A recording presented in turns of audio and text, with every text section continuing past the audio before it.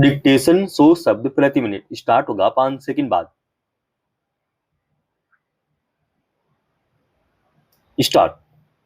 विदेशी मामलों में भारत का रुख हमेशा से संतुलित रहा है, जो रणनीतिक स्वायत्तता, बहुगठबंधन और राष्ट्रीय हितों को प्राथमिकता देने पर केंद्रित है। भारत शीत युद्ध की गुटनिरपेक्षता से आगे बढ़कर अब अमेरिका, रूस, चीन, यूरोपीय देशों और वैश्विक दक्षिण के साथ अलग-अलग मुद्दों पर संतुलन बनाता रहा है, जो उसे किसी एक गुट में बंधे बिना वैश्विक मंच पर मजबूत और स्वतंत्र पक्ष बनाता है। वेनेजुएला पर अमेरिका की कार्रवाई के मुद्दे पर भी भारत ने बातचीत से मसले को सुलझाने और क्षेत्र में शांति एवं स्थिरता कायम रखने पर जोर दिया है।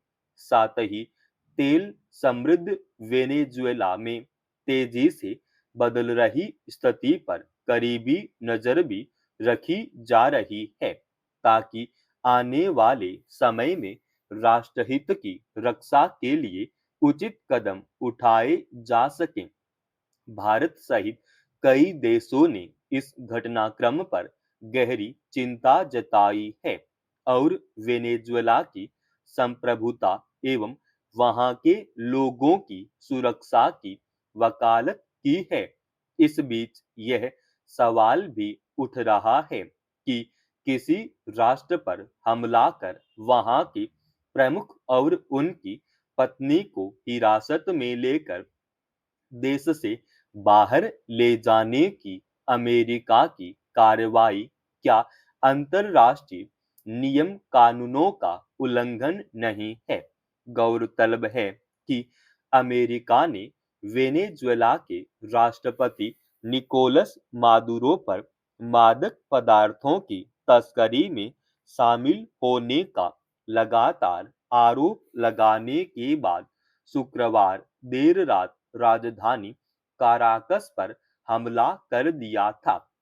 इस दौरान मादुरो और उनकी पत्नी को हिरासत में लेकर न्यूयॉर्क ले जाया गया। अमेरिका के राष्ट्रपति डोनाल्ड ट्रंप का कहना है कि मादुरो के खिलाफ न्यूयॉर्क में मुकदमा चलाया जाएगा। यह कोई पहली बार नहीं है कि अमेरिका ने किसी देश में सत्ता परिवर्तन का प्रयास किया है। वर्ष 1965 में अमेरिका ने डोमिनिकन गणराज्य में बड़ी संख्या में अपने सैनिक भेजे ताकि 1963 में तख्तापलट के तहत हटाए गए पूर्व राष्ट्रपति जुआन बोस की वापसी को रोका जा सके। वर्ष 1989 में अमेरिकी सैनिकों ने पनामा पर धावा बोला, जिसका मकसद तत्कालीन जनरल मैनुअल नोरिएगा को हटाना था, जिन पर मादुरो की तरह ही मादक पदार्थों की तस्करी के आरोप थे। वर्ष 2003 में अमेरिका के नेतृत्व में इराक पर हमला कर सद्दाम हुसैन के लंबे शासन का अंत कर दिया गया। इसी तरह वर्ष 2004 में हैती के तत्कालीन राष्ट्रपति को सत्ता से हटाकर अफ्रीका भेज दिया गया। यह बात सही है कि अगर दुनिया के किसी हिस्से में मानव सुरक्षा का गंभीर संकट हो, तो किसी दूसरे देश के हस्तक्षेप को भी उचित ठहराया जा सकता है, जब यह सब अंतरराष्ट्रीय नियम कानूनों के दायरे में किया जाए। शीत युद्ध के दौरान अमेरिकी हस्तक्षेप की अक्सर निंदा की जाती थी, लेकिन इससे कभी भी अंतरराष्ट्रीय व्यवस्था की वैधता को सीधे तौर पर खतरा महसूस नहीं हुआ। मगर पिछले कुछ दशकों से यह देखने में आया है कि कुछ शक्तिशाली देश वैश्विक मानव हित के बजाय अपने निजी स्वार्थों के लिए किसी भी हद तक जाने को तैयार रहते हैं। वेनेजुएला पर अमेरिका की कार्रवाई को भी कुछ देश इसी नजर से देख रहे हैं।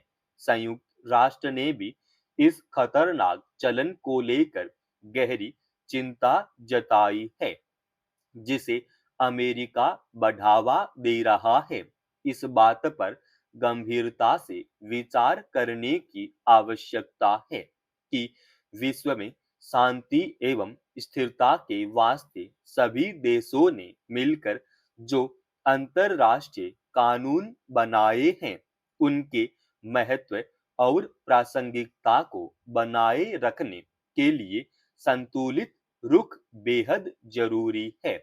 आमतौर पर जघन्य अपराधों के दोषी ठहराए गए कैदियों के प्रति गैर जरूरी और एक सीमा से ज्यादा नरमी बरतना न्याय की अवधारणा के अनुकूल नहीं माना जाता है। मगर हत्या और बलात्कार के अपराध में दोषी ठहराए जाने के बावजूद किसी खास सजायाफ्ता कैदी के प्रति सरकार का रुख जब जरूरत से ज्यादा उदार दिखने लगे, तो स्वाभाविक ही यह सवाल उठता है कि आखिर कानून और सजा का मतलब क्या रह गया। गौरतलब है कि बलात्कार और हत्या जैसे जघन्य अपराध में दोषी साबित होने के बाद जेल में सजा काट रहे डेरा सच्चा सौदा के प्रमुख राम रहीम को एक बार फिर 40 दिनों की पैरोल मिल गई। भले ही इस छूट के लिए सरकार की ओर से पेश दलीलों पर तमाम सवाल उठ रहे हों, लेकिन राम रहीम अगले 40 दिनों तक जेल के बाहर रहेगा। दरअसल अदालत में इस पैरोल मिलने के मसले पर हरियाणा सरकार ने अपने हलफनामे में कहा कि वह कोई पेशेवर अपराधी नहीं है और जेल में अच्छे चाल चलन वाला कैदी है। सवाल है कि जिस कसौटी पर सरकार ने राम रहीम के प्रति लगातार उदारता दिखाई है, क्या वह यही पैमाना जेल में बंद जघन्य अपराधों के अन्य दोषियों के प्रति भी लागू करती है। दो डेरा साध्वियों से बलात्कार के मामले के अलावा राम रहीम को हत्या के अन्य मामले में भी दोषी ठहराया जा चुका है, मगर सजा काटने के लिए जेल में जाने से लेकर अब तक उसे 15वीं बार पैरोल या फिर फरलो पर बाहर आने की सुविधा मुहैया कराई गई है। अब तक वह कुल 400 दिन से ज्यादा वक्त तक जेल से बाहर रह चुका है। जघन्य अपराधों के दोषियों को लेकर कोई सरकार शायद ही कभी इस हद तक उदार होती है। सही है कि पैरोल एक कानूनी व्यवस्था है और इसके तहत कैदी को शर्तों के साथ जेल से कुछ दिनों के लिए रिहा किया जाता है, लेकिन इस कानूनी प्रावधान का बेजा इस्तेमाल न्याय की अवधारणा पर चोट पहुंचाने से अलग नहीं है। सरकार को इस बात से शायद कोई फर्क नहीं पड़ता कि इससे कानूनों की मनमानी व्याख्या और पीड़ितों के प्रति न्याय की अवधारणा को चोट पहुंचाने को लेकर कैसे उदाहरण बन रहे हैं। समाप्त। दोस्तों, रोजाना ऐसे ही एडवांस डिक्टेशन के लिए चैनल को आप अभी सब्सक्राइब कीजिएगा और आज के इस डिक्टेशन का पीडीएफ फाइल हमने हमारे Telegram channel study with HP Swami पे डाल दिया है, जिसका लिंक इसी वीडियो के डिस्क्रिप्शन में डाल रखा है।